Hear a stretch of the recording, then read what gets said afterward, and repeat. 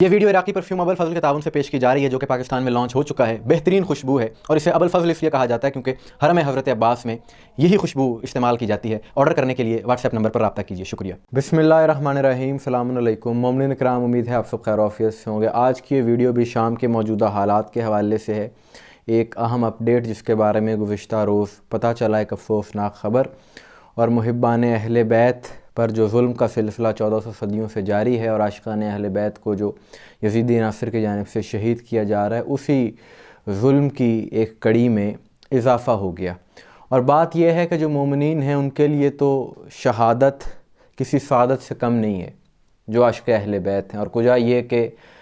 اہل بیت کی غلامی میں موت آ جائے، جرم یہ ہو کہ یہ محبان اہل بیت ہیں، تو اس سے بڑھ کر بھی اور سعادت ایک مومن کے لیے، قوادار کے لیے اور کوئی نہیں ہے۔ لیکن یہ مظالم، یہ حقائق، یہ دنیا کے سامنے لازمی آنے چاہیے تاکہ ساری دنیا کو پتہ چل سکے کہ یزیدی ناصر کس طرح سے سازشیں کر رہے ہیں آج بھی حسینیت کے خلاف، حسینیت کو دبانے کے لیے، اور ظلم کا، ظالموں کا یہ چہرہ بے نقاب ہوگا اور ہو رہا ہے۔ کہ گزشتہ روز 5 مومنین کو، 5 جوانوں کو جو کہ خادم حرم بی بی زینب رہ چکے تھے، وہاں پر خدمت گزاری کر چکے تھے اپنی زندگی میں، ان 5 افراد کو وہاں پر شدت پسند عناصر کی جانب سے شہید کیا گیا۔ ان کے ناموں کی لسٹ گزشتہ روز شائع کی گئی ہے، اور ان کے نام ہیں موسیٰ احمد الدیاب، حسان فیصل الدیاب، حسین زکریہ، یحییٰ حسن، جعفر یونس الحسن موسوی۔ عالمی میڈیا کے کچھ اداروں کی جانب سے بھی یہ خبر نشر کی گئی، یہ لسٹ شائع کی گئی، اور عرب کی کچھ انسانی حقوق کی تنظیموں نے بھی اس چیز کی مذمت کی ہے کہ یہ جو سلسلہ وہاں پر جاری ہے یہ انتہائی قابل افسوس ہے، اور ان کو شدت پسند عناصر کی جانب سے شہید کیا گیا ہے، اور الزام ان پر یہ لگایا گیا کہ ان میں سے کچھ کا تعلق ایران سے تھا اور یہ ایران کے لیے کام کرتے تھے۔ یہ بات صرف اور صرف اپنے مظالم جسٹیفائی کرنے کے لیے ان عناصر نے کی ہے، وگرنہ دنیا بھر میں جہاں جہاں مقدس مقامات ہیں وہاں پر کام کرنے کے لیے دوسرے ممالک سے بہت سے لوگ آتے ہیں۔ آپ کعبے چلے جائیں، وہاں پر آپ کو صفائی کرنے والے پاکستانی بھی ملیں گے، خادمین میں سے آپ کو ہندوستانی بھی ملیں گے، بنگالی ملیں گے، صومالیہ سے ملیں گے، الغرض ہر خطے سے لوگ وہاں پر آپ کو ملیں گے جو وہاں پر کام کر رہے ہیں۔ تو کیا اس کا مطلب ہے وہ سارے ان ممالک کے ایجنٹس ہیں؟ تو ایسی کوئی بات نہیں ہے، صرف منفی پروپیگنڈا ہے۔ بات یہ ہے کہ شام میں بہت سے ایسے مدارس ہیں جہاں پر فقہ کی تعلیم کے لیے ایرانی اساتذہ وہاں پر تعلیم دے رہے ہیں،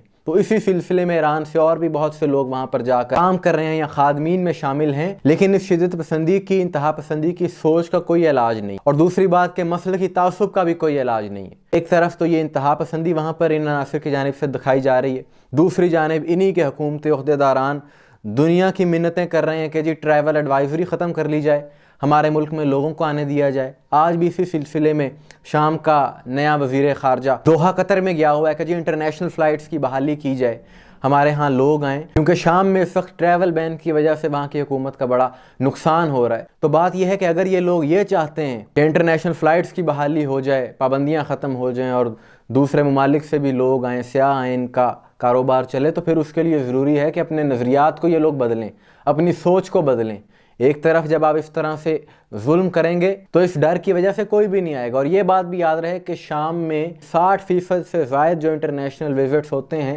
وہ پلگرم وزٹس ہوتے ہیں، یعنی زیارات کے لیے لوگ وہاں پر جاتے ہیں، اور زیارات کے حوالے سے ان کا کیا رویہ ہے وہاں پر یہ بھی ساری دنیا نے دیکھ لیا۔ اور یہ جو شہداء ہیں ان کا جرم صرف یہ تھا